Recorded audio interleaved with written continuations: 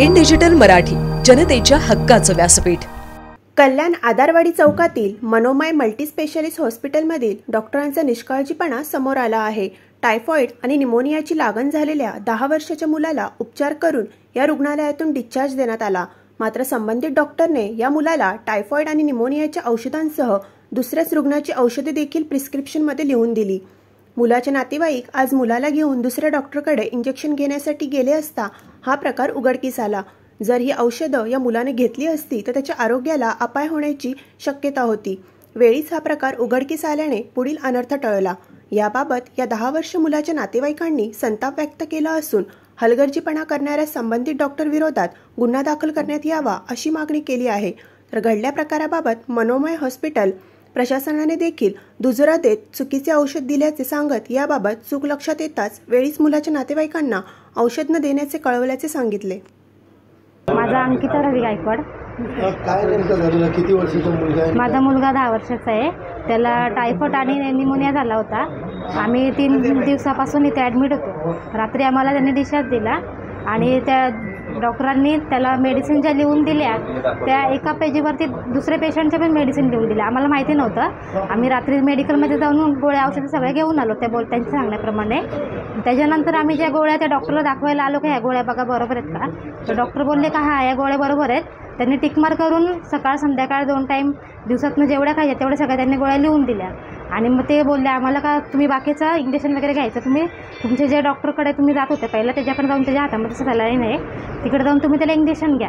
आम्ही सकाळी तिकडे गेलो तेव्हा आम्हाला माहिती पडलं का त्यांनी या चुकीच्या गोळ्या दिल्या. कुठल्या गोळ्या? शुगरच्या गोळ्या दिल्या आणि अजून रक्त पातळ व्हायच्या दुसऱ्या अजून ज्या दुसऱ्या पेशंटच्या ज्या गोळ्या होत्या सगळ्या त्या गोळ्या त्याच्यावरती लिहून. त्याला काहीच नाही. त्याला फक्त टायफॉइड आणि निमोनिया होता. पण ज्या पेशंटला शुगर आणि त्याचं ते रक्त पातळ व्हायच्या गोळ्या वगैरे दुसऱ्या ज्या आजाराच्या गोळ्या होत्या दुसऱ्या पेशंटच्या गोळ्या त्या माझ्या मुलाला दिल्या. मनोमय हॉस्पिटल आम्हाला त्यांच्यावरती गुन्हा दाखल करायचा.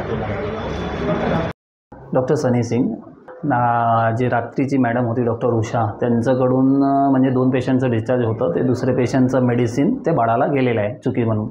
म्हणजे ते त्यांनी बघितलं नाही की पेपरवर दोघांची मेडिसिन लिहिली होती. बाळाला इंजेक्शन चालू होते. त्याला इंजेक्शन न देता गोळ्यावर त्याला दिलं. मग ते गोळ्या त्याचे नव्हते आणि ते मेडिकलवाले पण देऊन टाकले आणि ह्यांनी पण घेऊन टाकलं. आणि मॅडमनी म्हणजे काय चुकी झाली त्यांची न बघता घेतलं काय घेतलं माहीत नाही. मग त्यांनी काय केलं की मेडिसिन घ्या असं म्हटलं आणि त्यामध्ये मेडिसिन चुकीचं होते. आम्ही मान्य करतो आहे मेडिसिन रॉंग होते सर्व. ते नाही घ्यायला पाहिजे होतं बाळाला. ते मेडिसिन त्या बाळाचे नव्हते. तर त्या बाळाला नव्हते तर मी सकाळी जसं आलो मॉर्निंगला ड्युटीला मी विचारलं की काय पेशंट म्हणजे येऊन बघतो की ह्या पेशंटला मेडिसिन गेलं डिस्चार्ज मेडिसिन गेलं बरोबर गेलं. ते आम्ही त्याच्यासाठी 2 दिवस इंजेक्शनसाठी ते बाळाला बोलवलं होतं की त्याचे जे बाकीचे ट्रीटमेंट राहिले होते त्याला लंग्समध्ये इन्फेक्शन होता. तर ते लंग्सचे इन्फेक्शनचे इंजेक्शन होते 2 दिवसाचे अजून राहिले होते कारण त्यांची परिस्थिती नव्हती. आम्ही म्हटलं 2 दिवस तुम्ही येऊन जाऊन करू शकता. त्यांनी मी फोन केलं की तुमच्याकडं मी म्हटलं त्यांना की बाबा तुम्हाला इंजेक्शन चालू आहे ना. ते बोलले नाही इंजेक्शन आहे गोळ्या चालू आहे. मला नाही गोळ्या चुकीचे आहे तुम्हाला इंजेक्शन चालू आहे. मी फोन करून सांगितलं त्यांना कळवलं की मेडिसिन घेऊ नका आता. तर तेच त्यांचं म्हणणं आहे की असं आहे तसं आहे ते बोलत होते. मग त्यांना समजवायचा प्रयत्न आम्ही करतो आहे. डॉक्टर उषा रासम म्हणून आहे.